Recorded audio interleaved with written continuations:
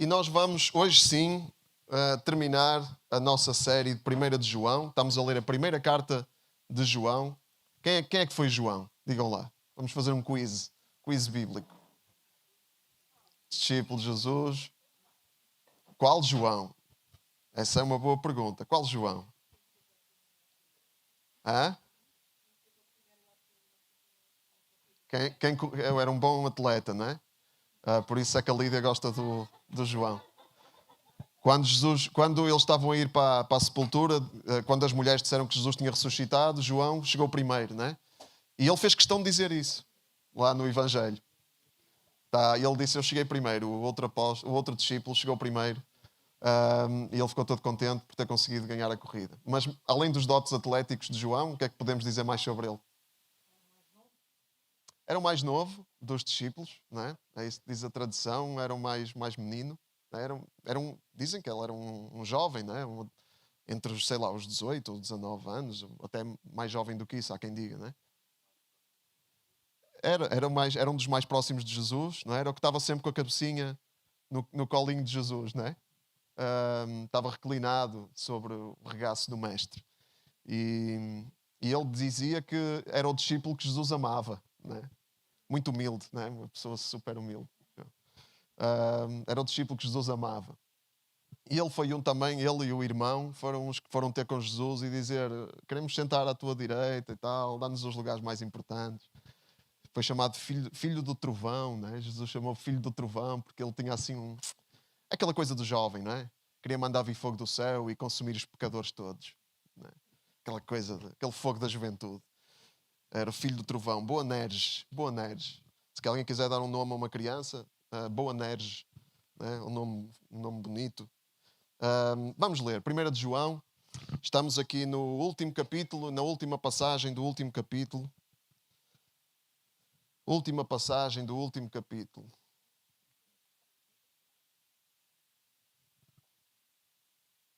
Tá a dar ou não? Hã? Olha lá, ajudem ali. Não, é aí, está ligado. Pode não ter pilha. Mas tem. Olha lá. Vamos ler 1 de João, no capítulo 5, que é o último. Ele, além do Evangelho, faltava dizer o que ele escreveu, não é? Ele, além do Evangelho de João, o quarto Evangelho do Novo Testamento, escreveu também 3 cartas. E também escreveu o último livro da Bíblia, Apocalipse, já agora. Não é? Portanto, ele contribuiu bastante para o Novo Testamento. E aqui estamos no fim da primeira carta. E pegamos nesta carta porque achamos que era importante para entender bem o que é o amor de Deus e qual é o lugar do amor em toda a revelação divina. E espero que tenhamos conseguido refletir e ficar com isto claro, porque nenhuma carta como esta explica tão bem. Todas explicam, mas esta foca-se muito na forma como o amor é a essência de Deus e como o amor é aquilo que é o alvo. O amor é o alvo. E vamos ter a oportunidade de refletir um bocadinho sobre isso. Mas vamos ler aqui 1 de João, capítulo 5, versículo 13 a 21. Escrevo-vos estas coisas, obrigado, para que saibam que têm vida eterna, pois creem no Filho de Deus. A confiança que temos em Deus consiste nisto. Se lhe pedirmos alguma coisa segundo a sua vontade, ele atende-nos. E assim como sabemos que ele nos vai atender em tudo o que lhe pedirmos, temos a certeza de que o obteremos. Se alguém vir o seu irmão cometer um pecado, mas dos pecados que não levam à morte, deve orar a Deus e Deus lhe dará a vida. Mas isto só vale para os pecados que não levam à morte. Há, porém, um pecado que conduz à morte e por esse pecado não digo que devam orar. Qualquer ação má é um pecado, mas há pecados que não levam à morte. Sabemos que quem nasceu de Deus não peca mais, porque o Filho de Deus guarda-o e o maligno nada pode contra ele. Sabemos que somos de Deus e que o mundo inteiro está sujeito ao poder do maligno.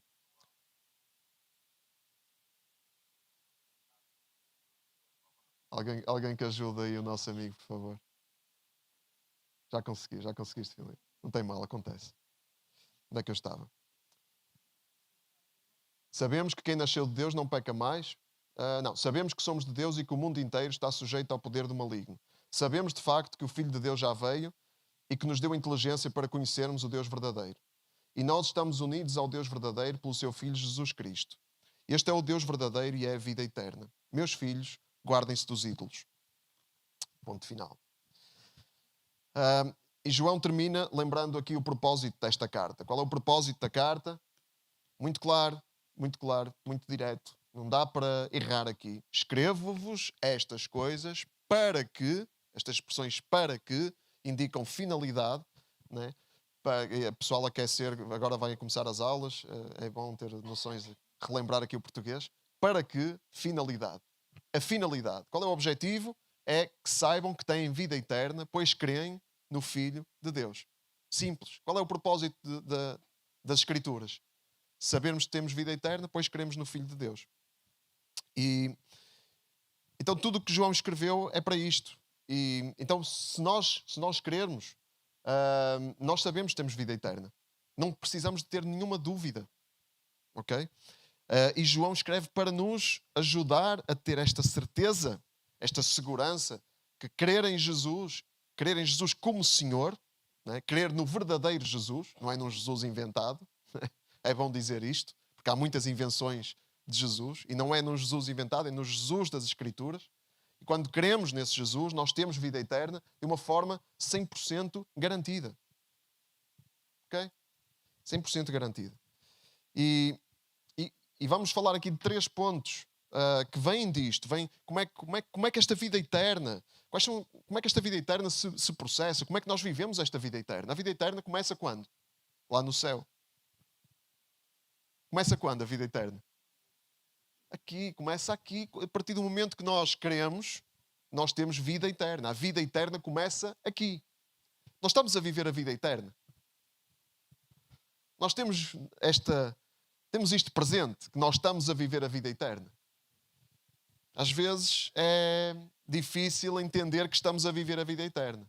Parece que estamos à espera de alguma coisa. Não é para esperar, é para começar já a viver a vida eterna. Isso muda a nossa vida. Quando nós entendemos isso, estamos a viver a vida eterna. Porque entendemos que, em vez de termos uma esperança de vida, falamos da esperança de vida, não é? Uma esperança de vida de, não sei qual é a esperança de vida aqui em Portugal, mas deve ser para aí 70 e tais ou 80, não é? Qual é, Rafa? 90, pronto. Vamos dar mais 10, não é? Esperança de vida, em vez da nossa esperança de vida ser 90, a nossa esperança de vida é quanto? É a eternidade. Isso muda a nossa forma de viver. Certo? E se a nossa forma de viver está limitada por esse horizonte da esperança de vida de 90 anos, nós estamos a viver uma vida pobre e muito longe daquilo que Deus deseja para nós. A vida eterna é uma vida de coragem, é uma vida que é uma vida sem medo. Não é? Quem é que tem medo? Quando nós temos uma eternidade à frente. Nem da morte temos medo. A morte mete medo a quem tem uma esperança de vida limitada, de 90. Não é? A morte mete medo a quem não entende a vida eterna, ou não tem a vida eterna. A morte não mete medo a quem tem a vida eterna. E quem diz a morte, diz todas as dores que passamos aqui e todas as circunstâncias difíceis. Não nos metem medo se nós entendermos que estamos a viver a vida eterna. Portanto, temos que alargar aí os espaços entre as cadeiras. Não, temos mesmo. Tem que ser alargado, que está muito estreitinho. Então, primeiro ponto da vida eterna. O nosso Pai cuida de nós. Começar por aqui é muito bom, não é? Porque esta vida eterna é uma vida acompanhada. Não é uma vida de lobo solitário, não é? Não é uma vida de Lone Ranger, não é? É uma vida em que nós confiamos. Nos versículos 14 e 15 diz isto. A confiança que temos em Deus consiste nisto. Se pedirmos alguma coisa segundo a sua vontade, Ele atende-nos. Não é maravilhoso isso? Se pedirmos alguma coisa segundo a sua vontade, Ele atende-nos. Funciona assim com os pais. Se o meu filho me pedir alguma coisa segundo a minha vontade, eu atendo. Não é? Não funciona assim? Não é assim? Os pais funcionam assim. E o Deus Pai funciona assim também. Não é? Se pedirmos alguma coisa segundo a vontade dEle, Ele tem todo o prazer e todo o gosto em nos atender. E assim como sabemos que Ele nos vai atender em tudo o que lhe pedirmos, segundo a sua vontade, temos a certeza de que o obteremos, se for segundo a sua vontade. Então qual é o nosso trabalho aqui? Qual é o nosso trabalho? Qual é o nosso trabalho na vida eterna? É ajustar os nossos objetivos de vida, os nossos desejos, ajustar os nossos desejos do nosso coração, ajustar aos desejos de Deus. Ajustar aos objetivos de Deus. É isso? Estamos nesse processo? Ou estamos obcecados com os nossos objetivos? Ou estamos fixados, estamos obstinados com os nossos desejos? Os nossos desejos podem não ser os desejos de Deus. Já pensámos nisso? Como é que nós sabemos qual é a vontade de Deus? Como é que nós sabemos qual é a vontade de Deus? Se temos que ajustar os nossos desejos aos desejos de Deus e a nossa vontade à vontade de Deus, para depois pedirmos segundo a sua vontade e sermos atendidos, como é que nós sabemos qual é a vontade de Deus?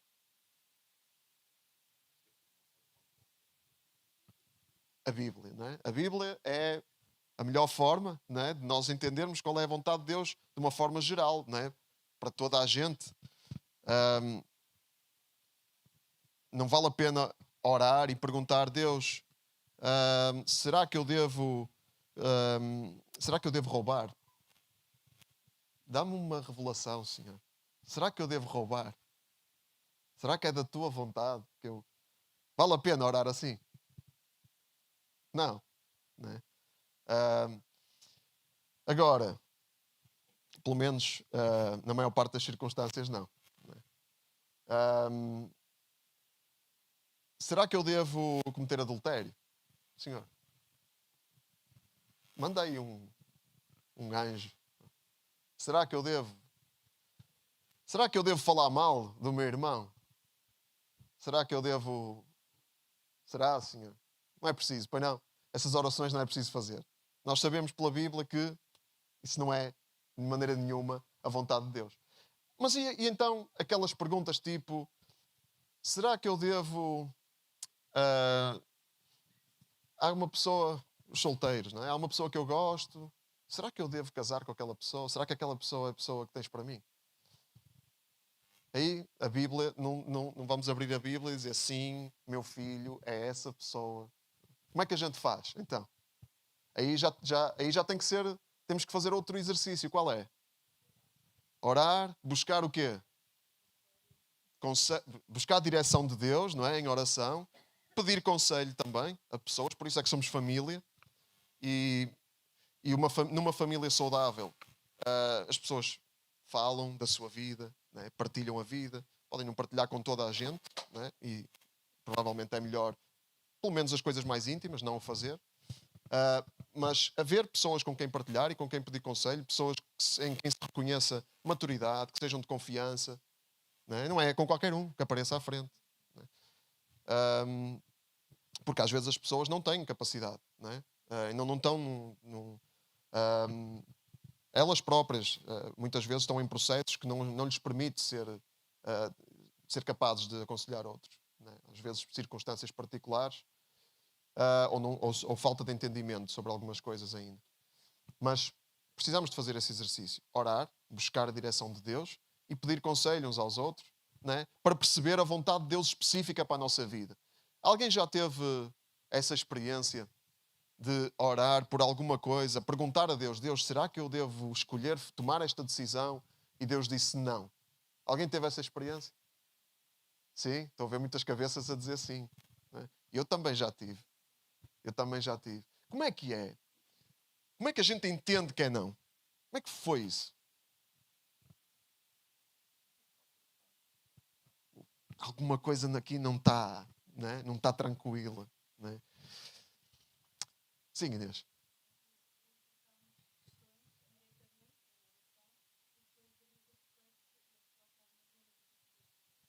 Também olhamos, né? Lemos as circunstâncias, né? Lemos os movimentos, né? Quando envolve pessoas, lemos, né? Certas coisas que nos dizem: isto é Deus a transmitir-me alguma coisa. Né? São processos muito pessoais. Né? São processos muito pessoais. E no sim sentimos uma paz, né? Uma segurança, né? Não sentimos aquela indecisão. Não, temos uma... Às vezes demora um bocadinho a chegar aí, né? Temos que fazer um processo de reflexão, de oração, mas chegamos aí e então não, é isto. É isto. Né? E temos o coração em paz. E quem já caminha com Deus, quem tem caminhado com Deus, tem estas duas experiências. Então, é isto que nós precisamos de fazer. Precisamos de adequar e ajustar as nossas vontades, os nossos desejos, porque temos, mas muitas vezes não são os desejos de Deus e temos que os adequar e ajustar aos desejos de Deus. Para que assim podemos pedir coisas segundo a sua vontade e assim sermos atendidos e vivemos felizes, não é? Porque Deus faz a sua vontade em nós.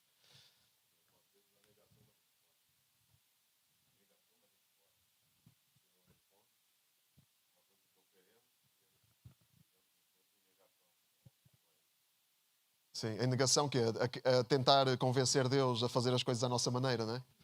Sim, sim, sim, sim. É, isso acontece. Acontece.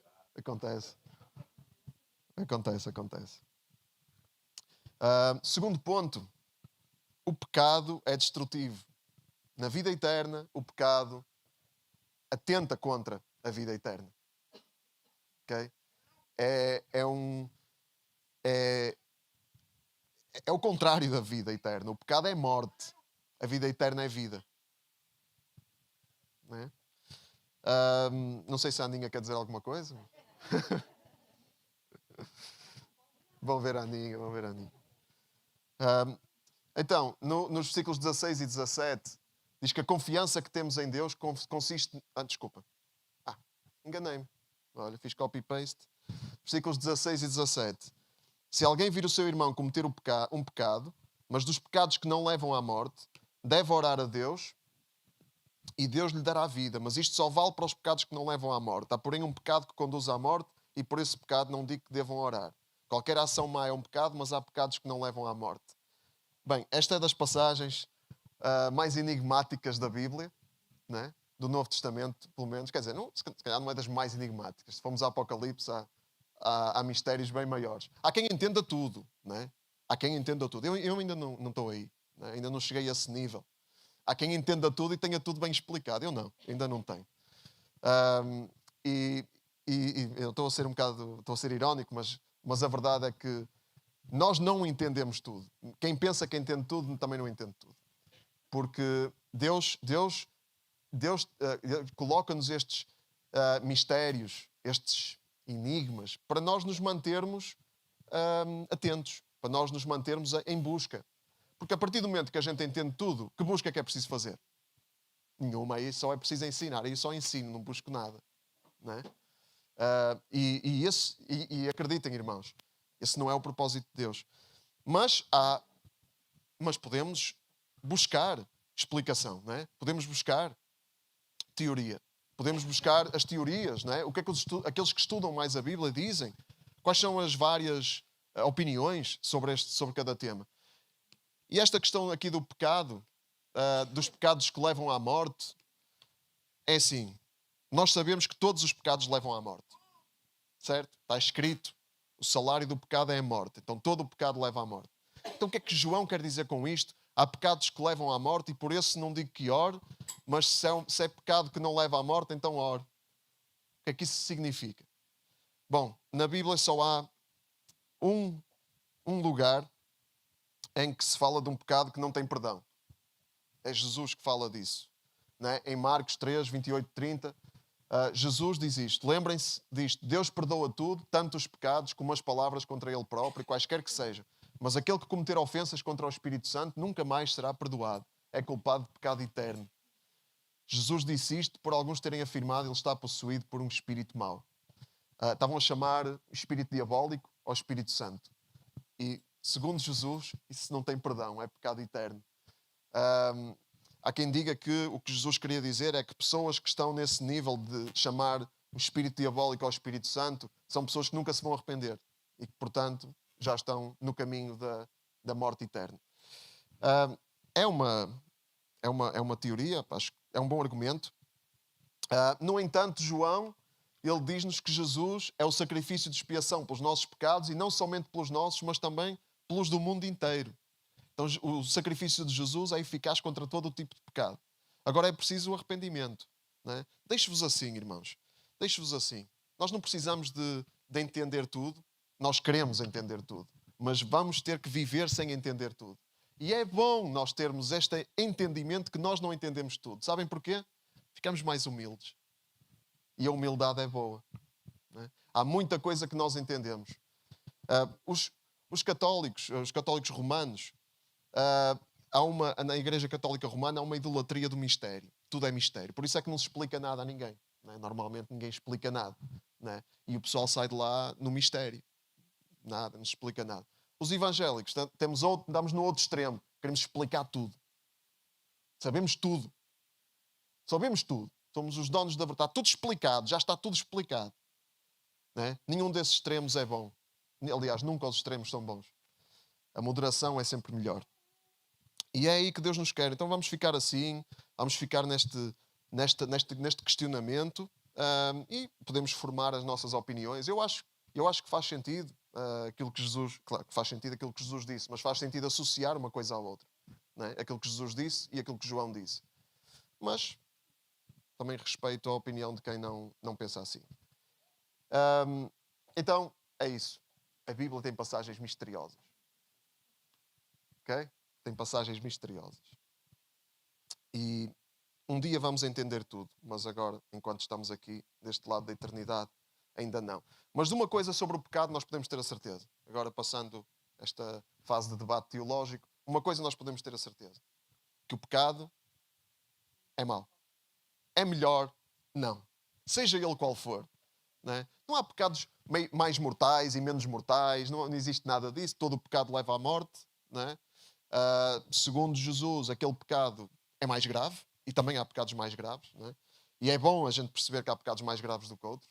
Não é? Porque senão a gente tem reações desproporcionadas. Não é? Isto é como em casa. Não é? É igual a criança... A criança não, eu estou muito a malhar nas crianças. O marido, é igual o marido deixar as meias fora do sítio ou a tampa da sanita aberta. É igual isso, ou ele sair, ou a toalha na cama. É igual isso e sair à noite e apanhar uma bebedeira e partir a louça toda. É igual, são iguais as coisas. Não são iguais. É bom que a gente entenda que não é igual. São pecados de gravidade diferente. Não é? Ambos levam à morte. Não é? Ambos levam à morte. Dependendo das mulheres. mas isto para dizer o quê? As nossas reações desproporcionadas perante algumas coisas, não podemos reagir igual com tudo. Porque são diferentes, são coisas diferentes. E é bom ter isto em mente. Mas vamos avançar, que eu já estou aqui a divagar. Quem nasceu de Deus não peca mais, diz João.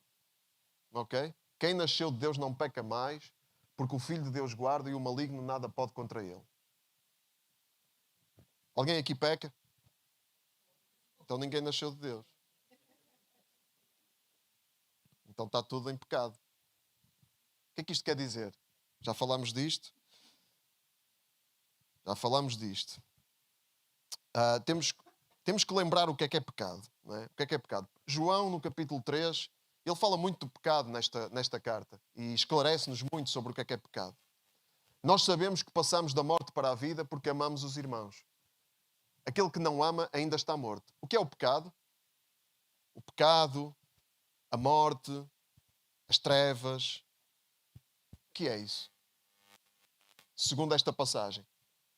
Quem não ama está morto. Então quem não ama está em pecado. Quem não ama está em trevas. E quem ama? Quem ama os irmãos, passou da morte para a vida. Ou seja, passou do pecado para a vida eterna. Quem ama é essa a medida, ok? A medida é o amor, não é mais nenhuma. Okay? Não é a religião, não é ser um bom religioso ou um mau religioso. Não é o número de frequências na igreja, embora quem ama venha à igreja porque quer distribuir o amor que tem no seu coração, né? E quer quer viver isso em família, né? Mas não é o número de presenças que diz quem passou da morte para a vida ou não. Quem passou da morte para a vida é quem ama. O amor é medida. Okay? Então, o que é pecado? Se o amor é medida, se o amor é a vida eterna, o que é pecado? É não amar. É tudo o que ataca o amor, tudo o que atenta contra o amor, é o ódio. Né? É o ódio, é o ressentimento, é a amargura, é a raiva desmedida. Né? Isso atenta contra o amor. Por isso é pecado. Então, o que acontece na vida? O pecado é falta de amor ou ódio para com os outros, é preciso isto ficar claro. E quem ama, quem nasceu de Deus, quem começou uma vida nova com Deus, é inundado de amor. Todos têm esta experiência. Todos têm esta experiência que quem começa uma relação com Deus, começa relações de amor, porque tem uma fonte de amor na sua vida. Nós temos esta experiência. Não é quem nasce de Deus começa uma vida religiosa. Quem nasce de Deus começa a cumprir as regras, começa-se a vestir bem. Quem nasce de Deus começa-se a vestir bem, começa a vestir fato e gravata. Não é. Quem nasce de Deus começa a amar. Começa a amar. Começa a amar. E a vida cristã são relações de amor. Essa é a vida cristã. A vida cristã não é o cumprimento de uma lista de regras religiosas. Não é um cumprimento de umas obrigações. Tico, já faço isto, sou um bom cristão, uma boa pessoa, estou safo. A vida cristã não é isso. Irmãos, nós quando amamos, nós cumprimos as regras. Não é? Mas a essência da vida cristã não são as regras. As regras servem para servir as relações. Para servir as relações. As regras servem para nos ajudar a ter melhores relações. Porque é que nós começamos o culto às 10h30 ou 10h35? Temos essa regra. É uma regra. Não é? Pois há quem chega às 10h30 e há quem não chegue. Não é? Mas pronto, mas isso tudo pode acontecer. Hoje foram-me um pneu do carro. Não é? E eu cheguei um bocadinho atrasado ao ensaio de louvor. Acontece. Pode acontecer, não é? Mas nós temos essa regra porquê? Porquê é que essa regra existe? Para separar os bons crentes dos maus crentes. É isso? Não é? Quem é pontual é um herói. Quem não é pontual não presta para nada. É isso? É para isso que existe a regra? Para que é que existe a regra? É para nos servir, é para servir as relações. É para nós termos uma hora em que sabemos que nos vamos encontrar e estarmos juntos aqui. É para isso que a regra serve. Nós não somos escravos da regra. A regra serve-nos a nós. Serve as relações. E é assim, tudo o que não serve as relações, todas as regras que nos escravizam, fora. Fora, ou então temos que a pôr no lugar. Às vezes não é fora, é pôr no lugar. Porque às vezes as regras são boas. Nós é que as metemos no lugar da essência, que não devem lá estar. Trocamos as coisas. Não é? Achamos que o mais importante é a regra. É o chamado legalismo. Não é? A lei passa a ser de Deus. Então, o pecado é mau. Okay? O pecado é falta de amor, é o ódio, é tudo aquilo que atenta contra o amor. Isso é o pecado. Okay? A vida cristã são relações de amor e a vida eterna são relações de amor. A vida eterna vive-se assim, vive-se em relações de amor. São relações ótimas e perfeitas? Um mar de rosas. É? Não é. São relações com conflitos, relações difíceis, relações em que temos de morrer para nós mesmos e perdoar e tudo isso. Tudo isso que faz parte da vida em amor que Cristo viveu e que nós queremos viver também. Queremos viver como Cristo. Queremos mesmo. Cruz. Não é? E para terminar, temos que lembrar que na vida eterna, todo o mundo à nossa volta está debaixo do poder do diabo. E não só à nossa volta. Nós fazemos parte deste mundo. Nós não pertencemos a este mundo, mas estamos neste mundo afetados por este mundo. E este mundo está debaixo do poder do diabo. Este mundo está debaixo do poder do ódio, debaixo do poder das trevas, debaixo do poder da morte, debaixo do poder do pecado. Alguém já reparou nisso? Sim? Ainda esta semana tivemos aquele assassinato de Charlie Kirk, né? Aquele jovem que falava nas universidades nos Estados Unidos, tinha a ideologia dele, tinha a política dele, era um cristão também, com uma determinada, um determinado pendor político, mas era um cristão. E como ele, muitas outras pessoas têm morrido e têm sido vítimas de violência, né? E este mundo é isto. Este mundo é isto. Este mundo é assim. E não é surpreendente. Isto não é uma coisa... nós não ficamos assim. Nós ficamos chocados e tristes. E é normal ficar chocado e triste. Não é normal ser indiferente. Né? Mas não perplexos. Não, é isto que é esperado. É isto que é esperado neste mundo. É isto que João diz. Sabemos que somos de Deus e que o mundo inteiro está sujeito ao poder do maligno. O mundo inteiro está sujeito ao poder do maligno. O reino de Deus está cá e o reino de Deus está a ser estabelecido e um dia todo o poder do maligno vai ser esvaziado, todo o poder do maligno vai desaparecer, ele vai ser destruído, os dias estão contados, mas até esse dia chegar, ele domina este mundo. Ele é o Deus deste mundo. Paulo diz, ele é o príncipe deste mundo. O príncipe significa o principal deste mundo. Ele é o Deus deste mundo. E ele é aquele que este mundo adora. Então nós não nos surpreendemos. Mas onde é que começa? Onde é que está a primeira, para nós, a primeira manifestação do diabo?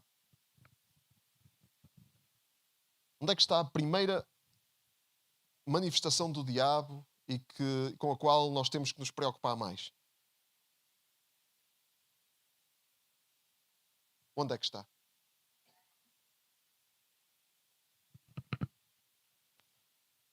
Enquanto os irmãos pensam.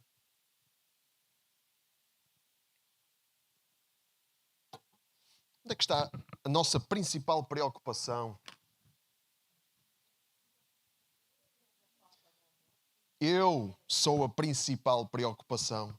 A principal manifestação do mundo para mim sou eu. Por isso é que o apóstolo Paulo dizia: Jesus Cristo veio para salvar os pecadores, dos quais eu sou o maior. Eu sou o principal. O apóstolo Paulo dizia, acho que nós podemos dizer também. Eu sou o principal. Vamos processar um bocado isto. O que é ser o principal dos pecadores? Porquê é que Paulo dizia isso? Ele, o apóstolo, o grande apóstolo, missionário, não é? Plantador de igrejas.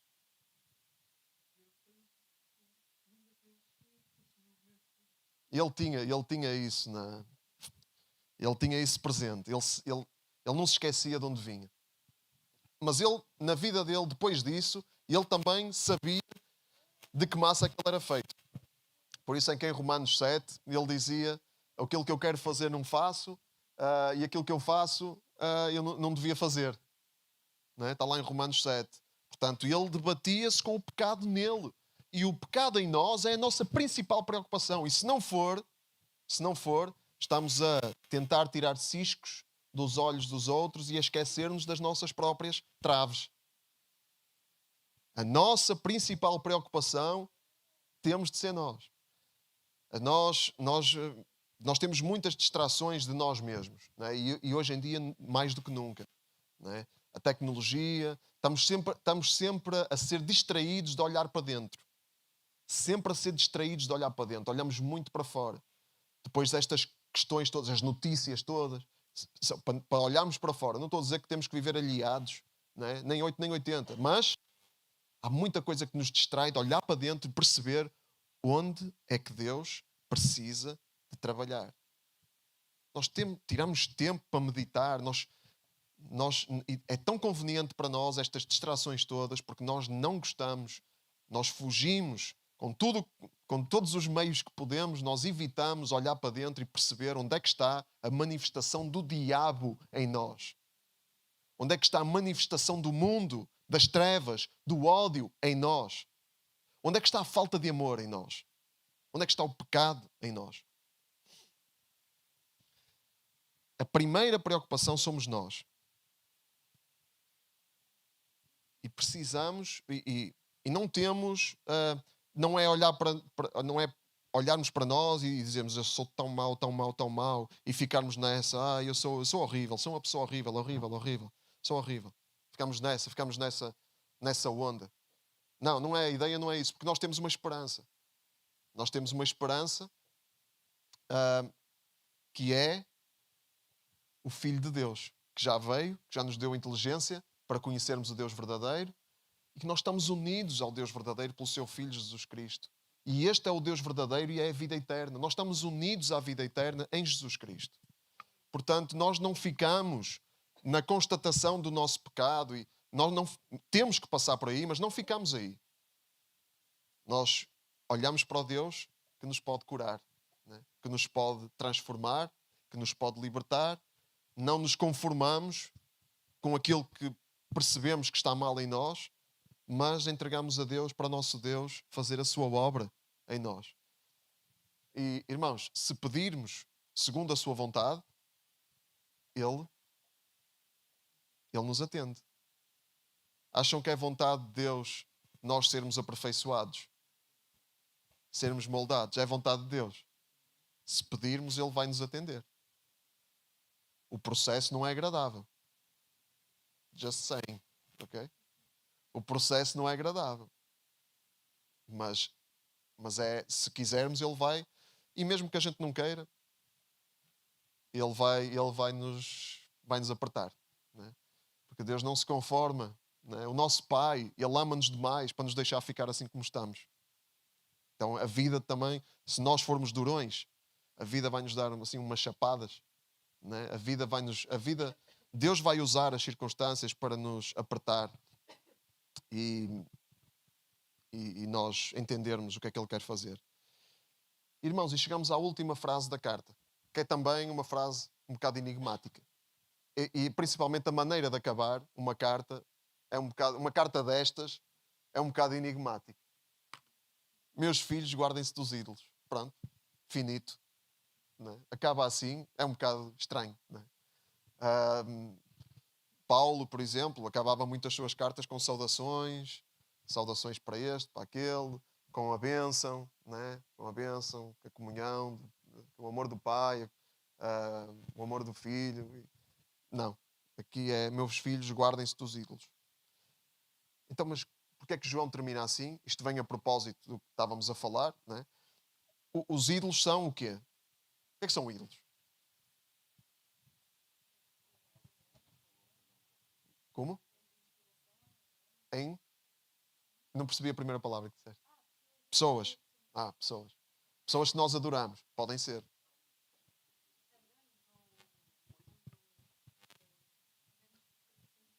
Acho que o que o António disse complementa o que tu disseste, né?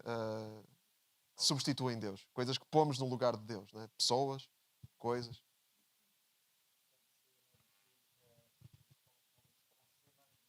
Uhum. Colocamos acima de Deus. Um ídolo é sempre alguma coisa que compete com Deus, né? Compete com Deus por adoração. E tudo na nossa vida que compete com Deus é ídolo. O que é que pode ser um ídolo? Vícios. Então vou perguntar assim: há alguma coisa que possa não ser um ídolo? O futebol. Há alguma coisa que possa não ser um ídolo? Há alguma coisa que possa não ser um ídolo? Hã? Só Deus é que pode não ser um ídolo, né? Se adoramos a Deus, ele é que deve ser o nosso verdadeiro ídolo, ainda que ele não deve gostar muito de ser chamado disso. Mas o que é que pode... Alguma coisa que possa não ser um ídolo? Não. Tudo pode ser um ídolo. Tudo tem potencial para ser um ídolo. Desde a coisa mais pateta, não é? Pode ser um ídolo. Ahm, tem forma, isso assim já não é amor, não é? Já não é o amor verdadeiro, não é? As distorções do amor, as réplicas originais, não é? As réplicas originais do amor têm muito potencial para se tornarem ídolos. Diz, Inês.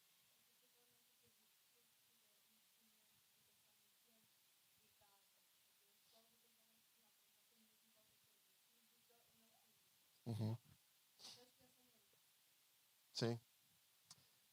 É uma coisa do coração, não é? É uma coisa do coração.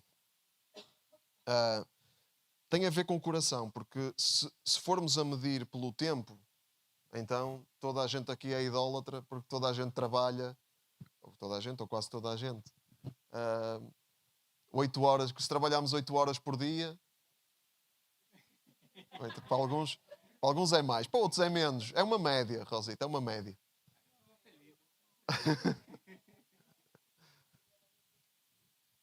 8 horas, vamos pôr 8. Se trabalharmos 8 horas, nós temos mais ou menos 14 horas acordados, né? Depende também, isso depende também, pode ser mais. Pode ser 16, ou 17, ou 18, num dia de 24 horas. Mas se formos a medir pelo tempo que passamos a trabalhar, então somos todos idólatras, não é? O tempo não é bem a medida. Não é bem a medida. Ainda que diz alguma coisa, pode dizer alguma coisa, mas não pode ser a única medida. É uma coisa do coração, não é? O que é que ocupa mais espaço no nosso coração? Qual é o nosso anseio? O que é que o nosso coração anseia? Qual é o nosso principal foco? Qual é o nosso principal foco? Deus, quando Deus é Deus, Ele é o foco em tudo o que fazemos, né? Ele é o foco no trabalho. Quando eu estou a trabalhar para glorificar a Deus e porque é preciso, né? Porque neste mundo é preciso, né? Lá na eternidade, se calhar vamos poder descansar e ficar só à sombra da bananeira, né? Mas aqui não, aqui temos que trabalhar. Mas não é só aqui, né? Porque Adão lá no jardim, Adão e Eva, ele já tinha que trabalhar antes do pecado até. Portanto, possivelmente vamos ter algumas tarefas lá na eternidade também, lá né? Nos novos céus e nova terra que Deus vai criar. Mas eu trabalho por causa do foco. Qual é o meu foco a trabalhar? É Deus, não é? Qual é nos relacionamentos que eu tenho? Qual é o meu foco? Porque é que eu constituí família? Né? Porque é que eu tenho que cuidar da minha família? Porque é que eu tenho que amar os meus irmãos? Porque é que eu tenho que investir aqui na nossa família da fé, na igreja? Porquê? Né? Qual é o meu foco? Se Deus é o meu foco, então está ótimo. Se Deus não é o meu foco, ídolo. Obrigado. Não, mas podes mudar, podes mudar. Deixa-me a mim. Obrigado. Ídolos são todas as manifestações do maligno no mundo e em nós, né? Tudo aquilo que tira o foco de Deus é do maligno. É ídolo, né? Portanto, isto do guardar-vos dos ídolos é muito importante no mundo que está debaixo do poder do maligno. Muito importante. Parece uma coisa que a gente nem repara lá no fim da carta. João, se calhar, não sei, alguém o chamou e ele não conseguiu acabar. Não sabemos o que aconteceu. Mas foi de Deus que acabasse assim. Isso temos a certeza, né? E esta chamada de atenção é muito importante. Num mundo dominado pelo maligno, nós estamos rodeados de potenciais ídolos. E mais, não estamos só rodeados, eles estão em nós. Os nossos sentimentos são um potencialíssimo ídolo. As minhas emoções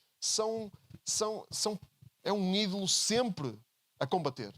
Sempre, sempre, sempre a combater. Porque elas estão sempre aqui a querer tomar o lugar de Deus, a querer dirigir a nossa vida, a querer determinar o que nós dizemos e pensamos. né? Estão sempre aqui a competir com Deus e com a sua palavra pelo nosso foco. E é tão fácil a gente fazer das nossas emoções o nosso ídolo. Porque estão dentro de nós.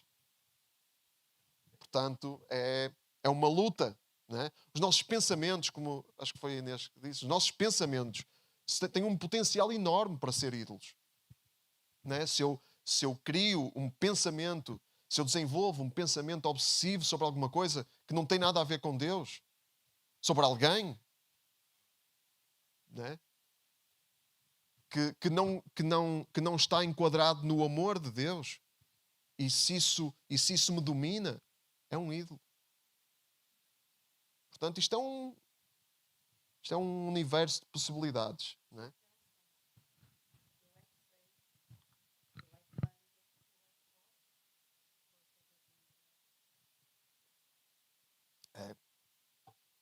É mesmo.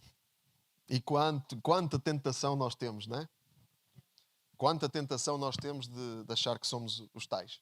As últimas bolachas do pacote, não é? É.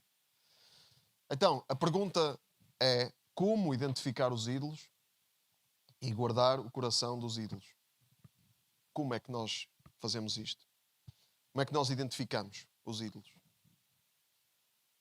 Temos que, a cada dia, ajustar o nosso foco e perceber, em oração, diante de Deus, em reflexão, se alguma coisa está a competir com Deus. Pedir a Deus que nos revele.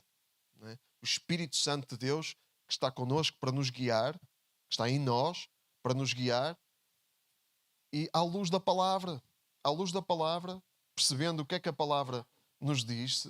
Se a palavra nos diz para amar e nós estamos a odiar, é um bocadinho fácil perceber que o foco está errado. Não é? Se diz para não invejarmos uns aos outros e nós estamos a sentir inveja, se diz para nós perdoarmos e nós estamos ressentidos, é um bocado fácil nós entendermos que o foco está errado. Se nós estivermos dispostos a ser honestos e a deixar o orgulho de lado. Mas esse exercício é para nós fazermos diariamente. Porque o mundo jaz no maligno, o mundo está dominado pelo poder do maligno. Ele está em nós estamos afetados. Nós estamos afetados pelo pecado, temos uma nova natureza, aqueles que recebem Jesus, que creem em Cristo, têm vida eterna, temos vida eterna, estamos a viver a vida eterna, mas continuamos a ser afetados, estamos num combate também. Estamos num combate. Por isso é que é tão importante a gente não baixar a guarda, porque estamos num combate.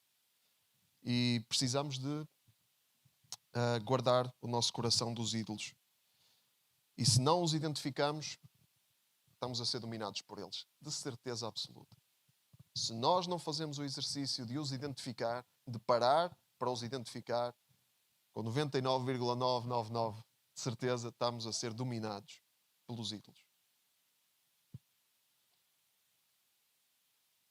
Vamos ficar de pé. E vamos fazer aquilo que estamos a dizer que temos que fazer, que é orar. Pedir a Deus revelação para nos conduzir nesta vida eterna, que é bom, amém? Que é bom viver a vida eterna, que é maravilhoso, mas que tem desafios e grandes, né? E precisamos da graça de Deus para nos dar vitória, né? A cada dia nesses desafios. E podemos enfrentar todas as dificuldades, amém? Naquele que nos fortalece. Vamos orar. Vamos tirar 30 segundos, 1 minuto, 30 segundos a 1 minuto para meditarmos um pouco em silêncio. Pensar um pouco quais são os nossos ídolos mais fáceis de nos dominarem. Vamos fazer esse exercício. Quais são os ídolos mais fáceis de nos dominarem?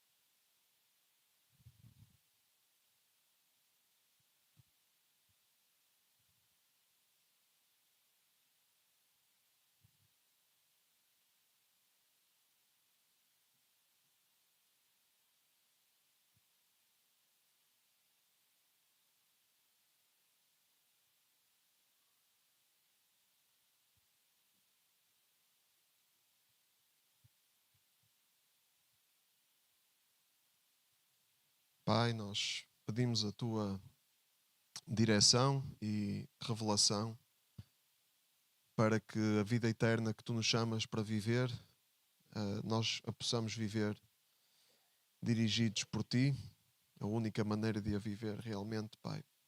Mas tu sabes que tantas vezes nós damos lugar ao pecado, à falta de amor, damos lugar ao ódio, damos lugar às trevas e por isso precisamos tanto de lembrar a esperança que temos em Cristo, que estamos unidos a Cristo, que Ele nos dá a vida eterna e que não nos vai desamparar, que não nos vais abandonar, que não nos vais deixar sozinhos e também não vais deixar-nos, não nos vais deixar escolher direções que são de morte sem nos alertar, sem usar as pessoas também para nos chamar a atenção, para nos exortar, para nos animar também. Deus, obrigado porque temos uma vida eterna contigo. É uma vida boa, Deus. Obrigado porque é uma alegria nós caminharmos contigo e sabermos que temos esta segurança, esta esperança de vida que vai muito para além da vida terrena, infinitamente para além. E obrigado porque podemos fazer esse caminho juntos, que nós sejamos companheiros de caminhada, que se ajudam mutuamente, que se amam e que investem uns nos outros. Pai, que possamos ter relacionamentos e construir e desenvolver relacionamentos profundos, relacionamentos de amor, de ajuda, e que tu nos possas guardar dos ídolos, Pai, de tudo aquilo que compete contigo neste mundo para nos desviar, para nos tirar o foco. Deus, dá-nos um foco bem ajustado a cada dia, Deus, e que nós possamos ter isso bem presente a cada dia, que precisamos de parar, dar lugar ao teu Espírito, ouvir a tua voz e receber de ti revelação, para que possamos continuar com o nosso foco bem firme, bem fixo em ti. Deus, em nome de Jesus, nós oramos. Amém.